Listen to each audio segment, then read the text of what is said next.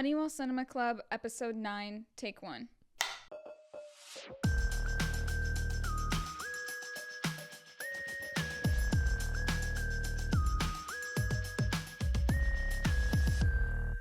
Hi guys, welcome back to Honeywell Cinema Club. I'm Brynna. And I'm Emma. And today we have some things to catch up on and like kind of delve into in like the whole film world. There's a lot of foot.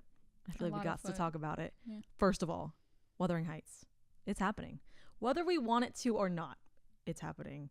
So you're not very familiar with Wuthering Heights as an IP, right? Mm-mm. I did read it.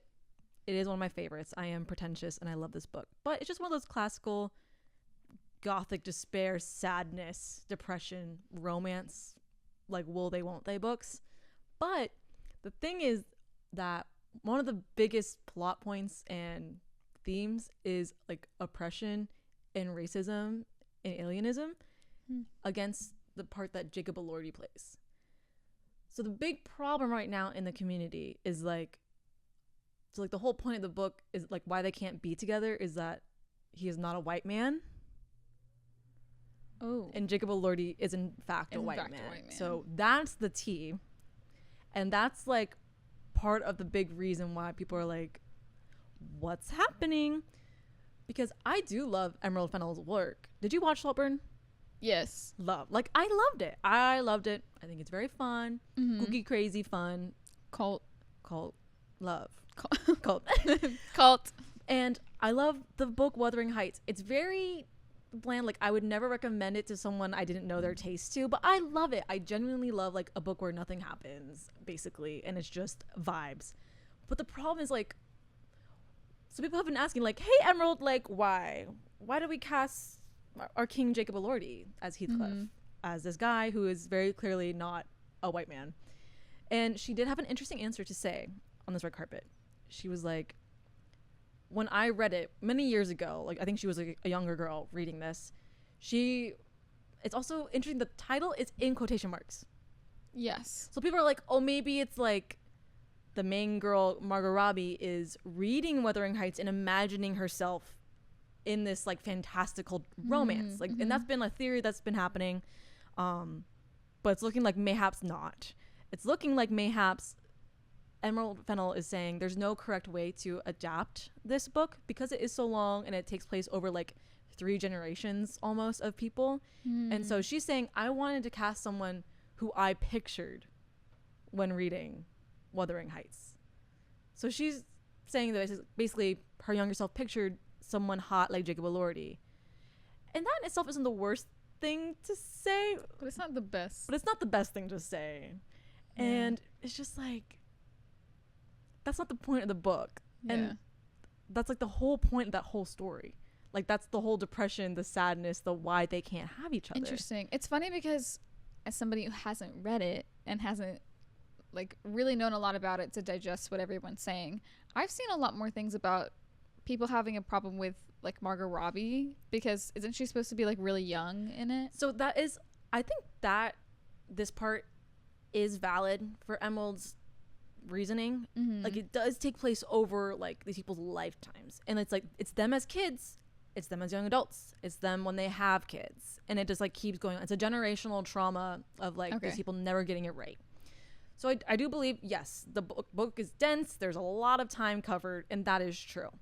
But also, yes, people have been getting on to Margot Robbie because she's one in everything, and two, because she's older.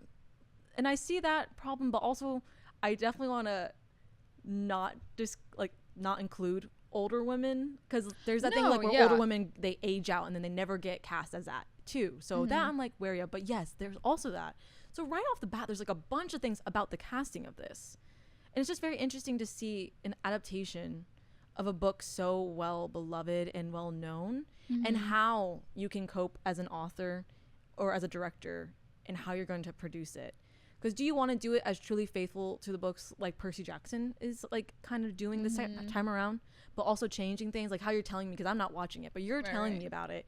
And it's interesting how you decide as a director to change things. Like I think with Percy Jackson, the way you're describing it to me, it makes sense and it's helpful, beneficial to the story, and it adds more like. And I think what's a little bit different with that is like the original author for those books is on set.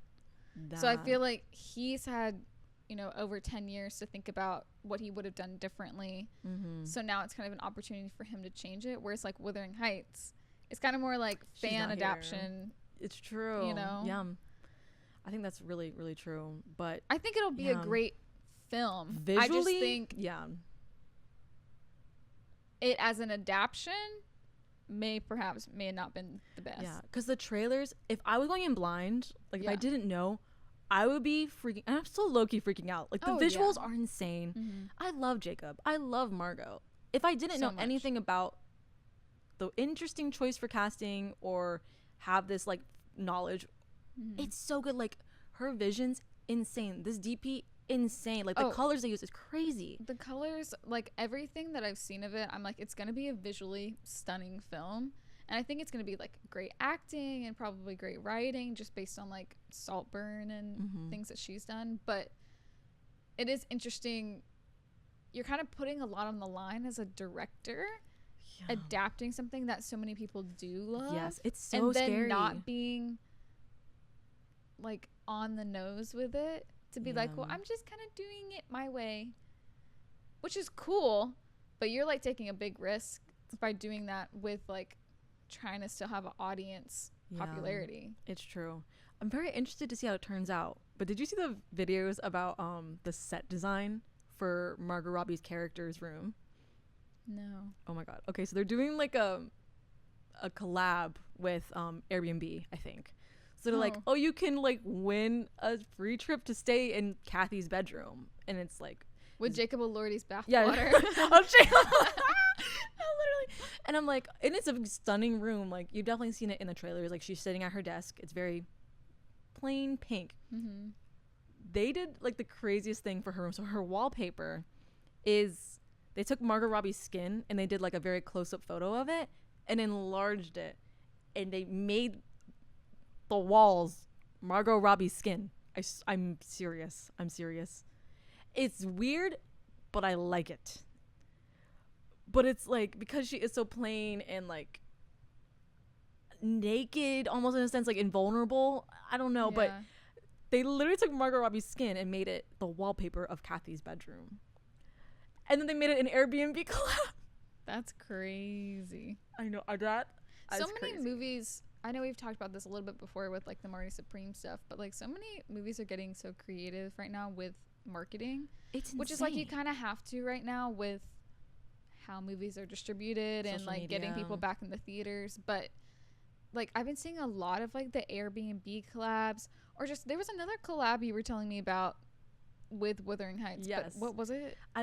It was Lingua Franca, which I'd never heard of before. Yeah. And I clicked on it. I was like, oh, interesting. What's that mean? What is this? And it's gorgeous sweaters. And I was like, oh, cute. Maybe I'll get me a little sweater. So that's going to be $400. That's going to be $500. And that's what I wanted to like ask and like talk about. Like with the marketing, I loved Marty Supreme. And I love what they're doing. Like the ideas are so fun. Like, can you imagine being the head of collabs or social media and you're like, we're getting a blimp. We're like, it's fun and so kooky and creative and I love it. But also like, who is buying these sweaters? Like one, you have to be rich. True. You have to have crazy money to spend on a sweater. Two, you have to be really in love with Wuthering Heights. And three, you have to be really in love with Emerald Fennell's Wuthering Heights. Yeah. And I'm like, that very Venn diagram very like tight circle, very tight. Yeah. And I'm just like, who is buying this? And they also have like a perfume brand they're doing stuff with. It's just crazy. Interesting. It's very different. But Bridgerton had their Singer sewing machine collab, and that makes sense. Their collabs are crazy. Like that's very they cute. They have a carpet collab, and that also makes sense. And I want that carpet, and it's been in the cart. So like there's things that make sense. I can find. I love your carpet. Yeah. I'm just so intrigued by who is coming up with these ideas because I love them. But also, how do they get someone to be like, yeah, I agree. Let's do that and spend this money and make this happen? The question of the century is how do people get certain things greenlit? It's because so crazy. even not in just film, but like in the marketing world in general, I will see things and I'm like, somebody gave you money to do that. Somebody said yes and paid for that. And how did you make that happen? You know what's so crazy? I feel like it's so hard to get creative, fun, different ideas in the art, in like the film, the TV, the writing. It's so hard to get that greenlit, but it's so easy to get this random, insane like marketing thing. So why can't we do that for marketing but not for the actual art? I don't know if it's just the word or the group in the industry. I feel like marketing gets a little bit more respect from investors because I feel like they understand that more. It's like the business world more, you think? Yes. I feel like they maybe subconsciously or consciously just trust that more. But it's like you could be getting better ideas or like equivalent ideas from like a production team or director or art decorator or whatever. But I think because that's seen as like someone who's in the arts, they don't think maybe you know what you're doing there. Yeah. I don't know. Even though like film people get film degrees, but like I feel like there's a subconscious like, oh, I just trust marketing a little bit more. So it is the marketing people doing this. Is it? Do you think it's like a creative director position or just marketing heads? I think creative. I think all of the above. Like usually there'll be like some type of creative director, especially in the film industry. I feel like there's a lot of like crossover among like film PR and marketing and just that kind of thing. I'm learning a lot right now about that. But I don't know. I feel like, well, also Marty Supreme was interesting because I feel like Timmy brought a lot of ideas he to was that. Ready. I do feel like a lot of it was from him. Do you know if he was a producer on that? An executive producer? I think he had to have been. I think he definitely had to have was. been, and I feel like a lot of producers have really started stepping up more to like promote, which is kind of part of your job as a producer. Yeah. But I feel like producers have kind of like sat in the shadows for a while because it used to be a lot easier to like promote a film. Like you throw a trailer during a halftime commercial or whatever, and everyone's like, I'm gonna go see that. But I feel like now producers are having to get more creative, and I feel like a lot of producers on projects now are actors or people who are doing something else for the film already, and so they're already kind of more creative people instead of just an investor. That's so true. And so I don't know if that's what it is. I feel like it's a mix of that and marketing just being, maybe it's marketing that's being taken more seriously in film. Maybe that team is getting taken more seriously. That's so interesting. I really want to be in the room where these deals and ideas are happening. There's a lot of weird crossover amongst different teams for this. Like in Disney, you could have like the marketing team, but also the production team. And it's like one's actually shooting and like making the stuff, but then marketing could be in charge of like the theme and the colors and the design. Yeah. Where like you would kind of assume the people who are shooting it and making it would have a little bit more say. But then marketing kind of has more say, and like they'll design graphics for it and then send you the graphics for it. And it's just kind of a weird crossover about like who's actually in charge, who's actually making ideas. And so I would love to be like a fly on the wall and like sit in like a Disney, get us in that room, a Disney conference room, and like listen to who pitches these ideas and who says yes and who executes those ideas and just what all those different people do. It's so true. And then just going back to the prices of these items, there is like an entertainment price like gouge right now. And you know what I'm gonna say. You're king. I can't talk about this without getting actually really furious about it. And I'm so scared to talk about it because of my big dreams for my future. And I want this to bite me in the butt. So true. However, as someone who's been a big fan of somebody whose initials are HS. It actually kills me about what's going on right now. Because it's been so odd to see younger fans on the internet defend him with their lives. I'm like, frontal lobe is almost developed. Yeah. And I'm like, no, I can't defend him. I'm like, he's still a human being. He still has Yeah. his own, you know, flaws and things. I don't think Harry Styles is like a perfect person. Right. I love him. I will still be listening to his music to the day I die. Mm-hmm. And I did get tickets. She will be there. I said this when we were fighting for tickets. This is what happened, okay? I didn't get to see Harry during Harry's house. Me, my best friend, and my cousin, we kind of all have like a very close friend group together. And we kind of once a year take a trip and see each other.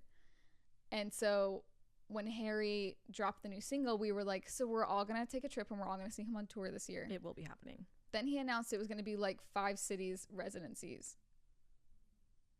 I have very harsh feelings, very strong, harsh feelings on residencies in general. Mm-hmm.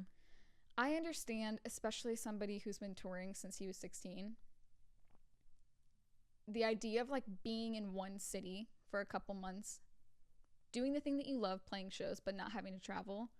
I can imagine that feels great. That'd be a good option. However, as someone who's a fan and has also been working in the music industry, it frustrates me because I feel like it's literally part of your job as an artist to travel to your fans and to like go to them. Like that's part of your job. He's also been gone for 3 years. Yeah, he's been gone. On vacation. Yeah. You've been working. I mean, he's obviously been in the studio, was making an album, filming stuff. Right. But he's been gone. Hasn't had to do promo. Hasn't had to like really talk to people. And then you come back and you do 30 nights at Madison Square Garden. Madison Square Garden holds like 19,000 people. He's playing stadiums in Europe. He's playing Wembley that holds 90,000. That is actually crazy when you put it like that. So it's like, they were like, oh, but we're doing 30, so it kind of evens out. It does not even out. And also, Madison Square Garden is like famous for the name, period. Yes. Like, actually going to New York, especially somebody who like lives in Tennessee and has grown up in the South her whole life, it's not easy to go to New York. Like, at all. It's so expensive in New York in general to just visit. Yeah.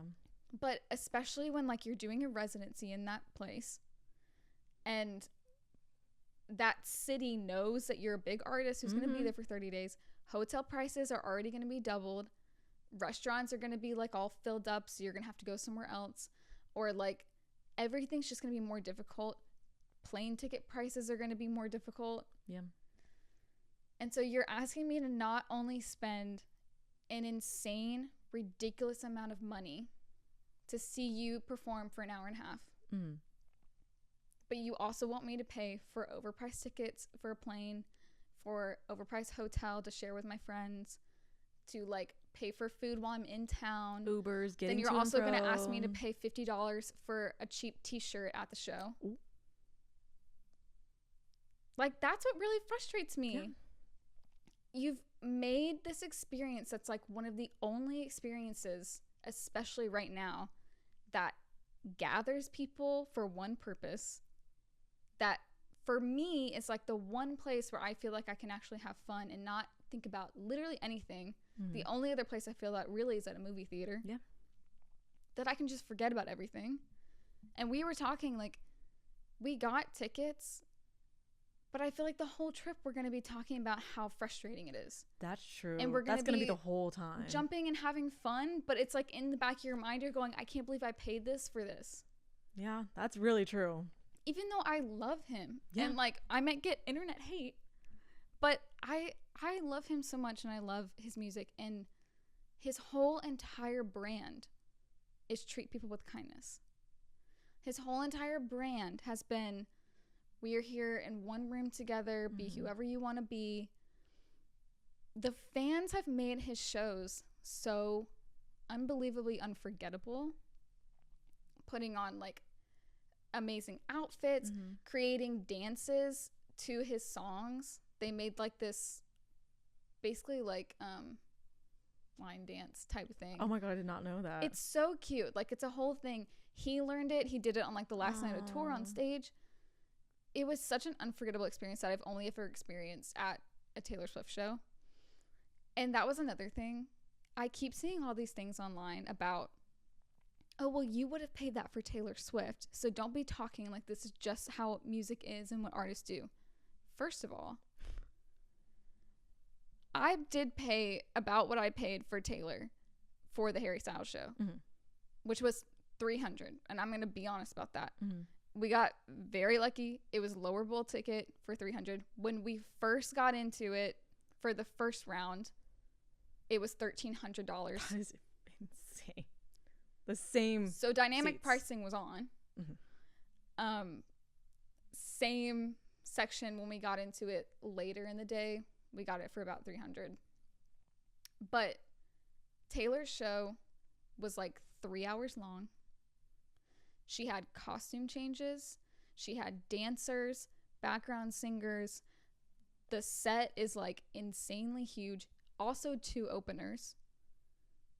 Like, I love Harry so much. I don't expect Harry to be having 10 quick changes during his show. And like, he has an incredible band and like incredible people who sing with him.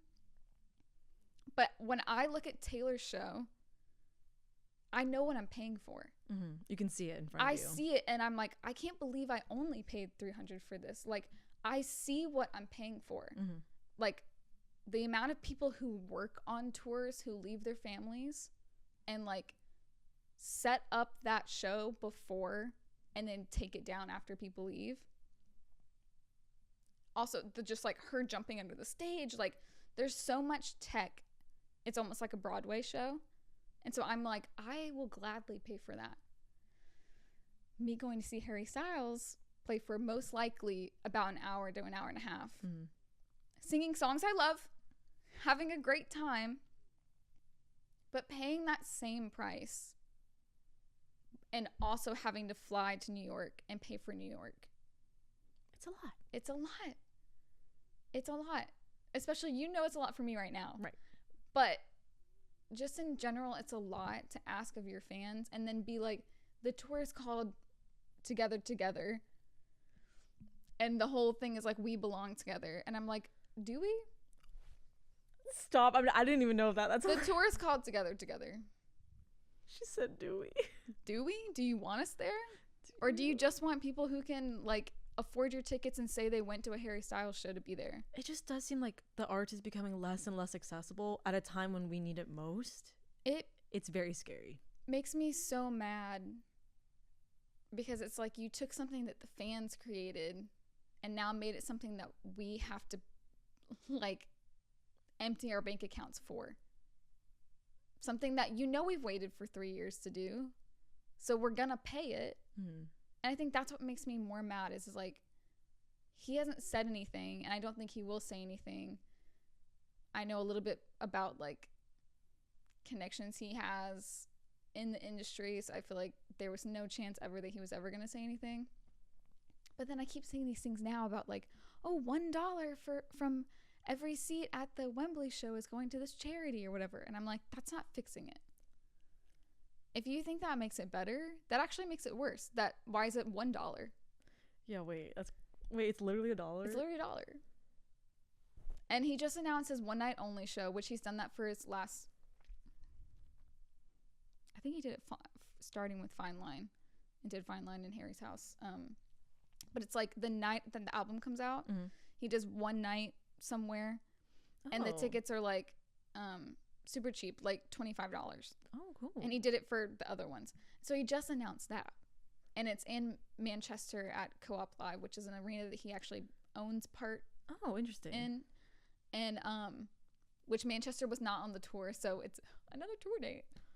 But it's $25, which is like matches his other one night onlys. But I'm like, so you're gonna have a $25 arena show, but a $1,300 MSG? It goes Which so that's much like deeper. that's dynamic pricing. And if anyone doesn't know what dynamic pricing is, it's basically like the more people who are in the queue, the more people who are trying to get tickets, the prices are just going to keep going up to try to like imagine that at a movie theater. Imagine that in any other scenario. It's actually psychotic and it's really insane that people are only blaming Ticketmaster because the artists have control over that. Oh, they do. Also, I'm still mad at just the base price of what it was. Like, it was supposed to be like starting from $50, but it said before it started, the tickets were priced between $50 and $1,200. And I said, so you still were charging $1,200. You still were doing it. For what? For a VIP ticket for me to get early entry, have some drinks and like a little merch bag? Yeah. Because no artist is doing meet and greets anymore. I don't know what happened to that. I saw safety. You don't know the can of worms you opened by talking about this.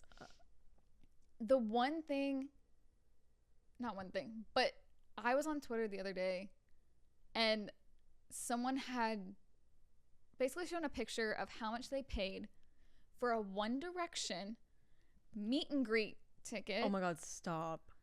It was meet and greet, sound check, and like then also merchandise, signed merchandise. Don't play. Getting into the venue early, blah, blah, blah, blah. $350. There's no way. I wanted to jump off. I need that calculator for inflation because there's no way. I was like, even for inflation, it would not be $1,200. There's no way. And also, I'm not meeting Harry Styles with $1,200. There's no way. I was like, Harry Styles better be coming around the arena and kissing every single person in there. Giving a smooch to every single seat. And every single time something like this happens, I see somebody say, like, I want the artist to stand at the front door and have everybody pay in cash and hand them in cash that money that you're asking for. Damn. And I'm like, I want that too. Because I feel like you couldn't look us in the eye and be like, $1,200 for your ticket, please. It is just crazy. I don't know what, that's another fly on the wall scenario I would really want to be a part of, because I need to know where that number, who's throwing out that number? Is it like management? Is it people going, we think the demand is going to be high, so we want to like make it a little bit hard to get tickets so it's not insane? Also, the fact that you don't have to put in a pre-sale code before you get in the queue line is insane. That's messed because up. That's what messes up dynamic pricing. When you told me that, I was floored. Especially like the first round of pre-sale was for Amex users. I told you I'm gonna have a stroke. I'm gonna kill you. I almost punched Brynna before we started doing this. She was crashing out of me, bro. And you don't have to. So when you did that pre-sale, there was no code. It was just you had to check out with an Amex card. There were people who were getting in there just to look at the prices, or just because they thought it would work. And then they couldn't. They were like, "Why isn't that not going through?" And it's like, "Well, girl, you don't have an Amex card." Right. But so there's 300,000 people in this queue, which people who don't have an Amex card or just hope and praying, just in there.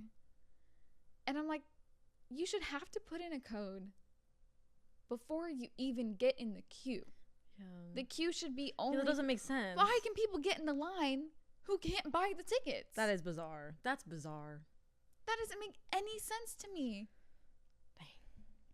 I don't even know what I was going to say before that, but it just, I'm so mad about it all, especially somebody like, I've seen some people who like live across the pond who talk about like people in the US like always like getting it easy or something for concerts. And I'm like, I still don't think sometimes people realize how massive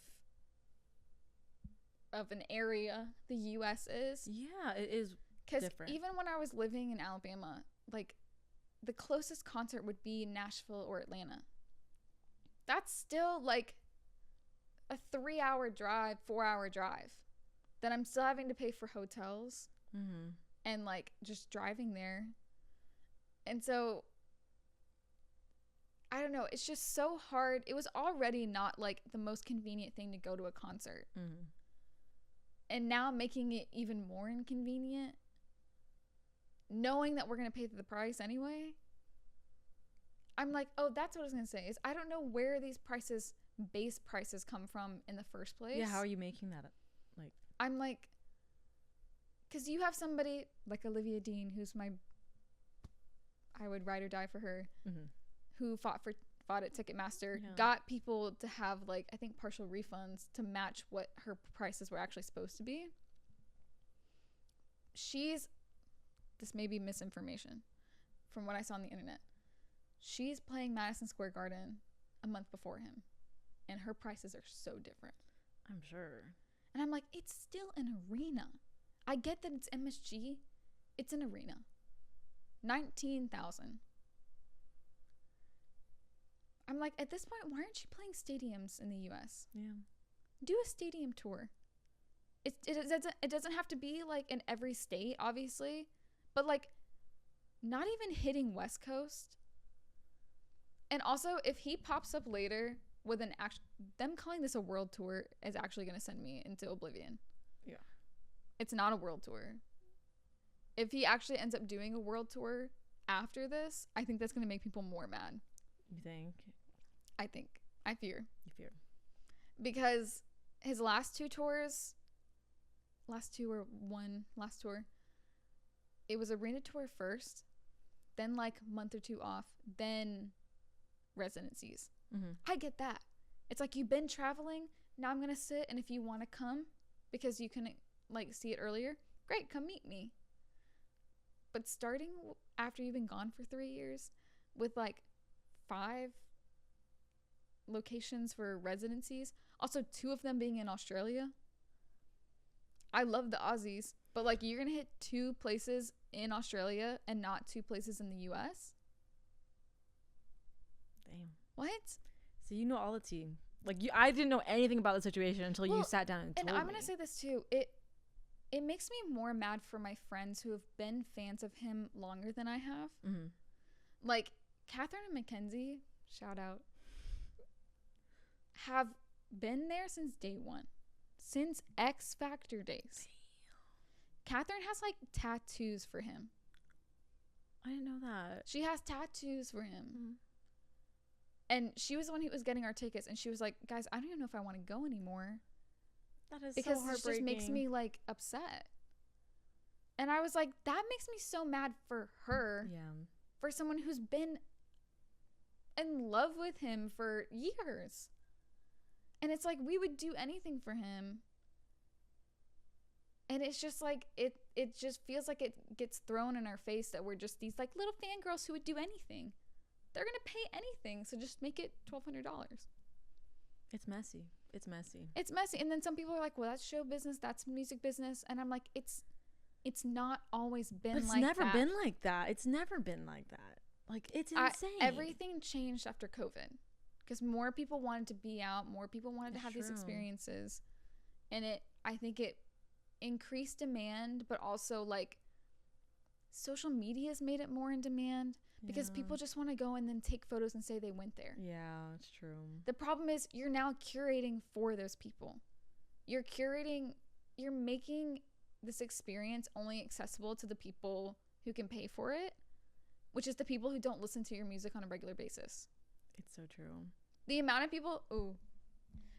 girls, the last thing I'll say, the amount of people who in 2018 posted a snake to their Instagram and were like, thank God it's time for the world to hate Taylor Swift. I've been sitting silent for years. I can finally speak my truth.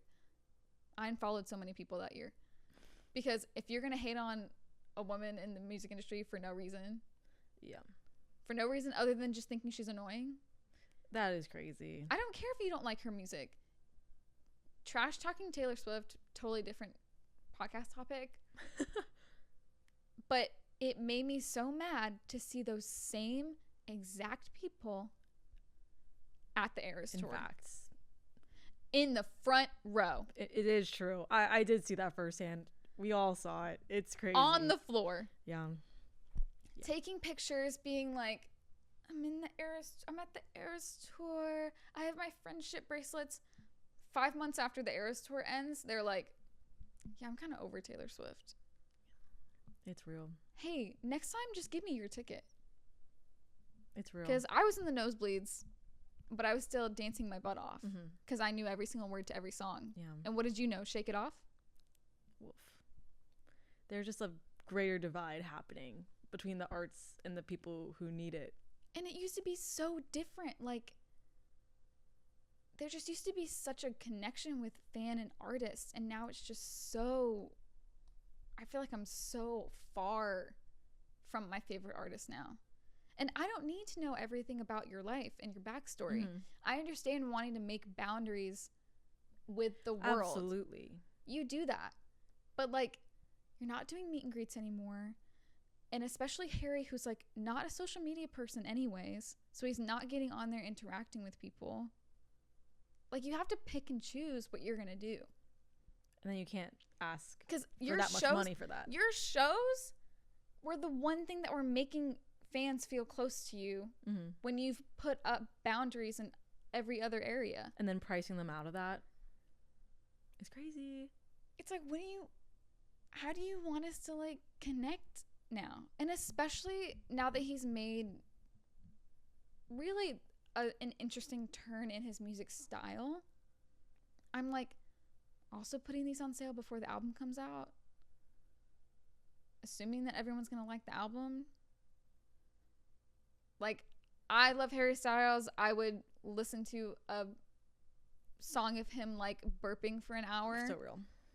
However, your team assuming that you're gonna sell out 30 nights at Madison Square Garden when no one's heard your album yet. We need to stop selling tickets before the album comes out. That is also crazy, I fear. Why are we selling tickets to a show before the album drops? Especially, it's so different. And I actually really like the Aperture song. Yes. But it's very different. I can't imagine being like a super fan, knowing him for something, and then going in complete different direction and then selling those tickets at that exuberant price without anyone hearing it. And he's said in interviews in the past, he's like, he was talking about him going into like a more pop sound versus like that first album was more rock. He's like, well, that stuff will always be there. Like, people can always go back and listen to it. I totally get that. I just think we should maybe sell tickets after the album comes out. Yeah. I also think that. I think that's crazy. And like, I get if people are kind of wanting to not do meet and greets because of security reasons, but like, what was the issue before? I think Tate McRae still does meet and greets, or she at least does sound check stuff because I see videos from it all the time. But like, I don't see any of my like favorite artists who it used to be the one thing. Like, I remember when Shawn Mendes was on tour in like 2019. Everyone was meeting him, bro. Everyone was meeting him except for me. But I would like watch all the videos of people in like the Q&A session, and it's like, that's how you connect with your favorite artists. Like, you hear about them talking about their music and about their life and like what their coffee order is. And that I know can feel invasive, but like, you have to find ways to connect. And if you don't do those things, and then you're also making your concerts inaccessible, how are you fostering that connection? Yeah, that's so interesting. It must be security. It has to be safety or something.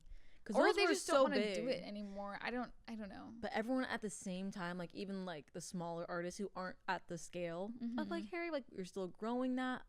Well, it must be. So something that's interesting about meet and greets is so Taylor Swift, I'm pretty sure this is right because I've heard this so much throughout my life, never did any paid meet and greets.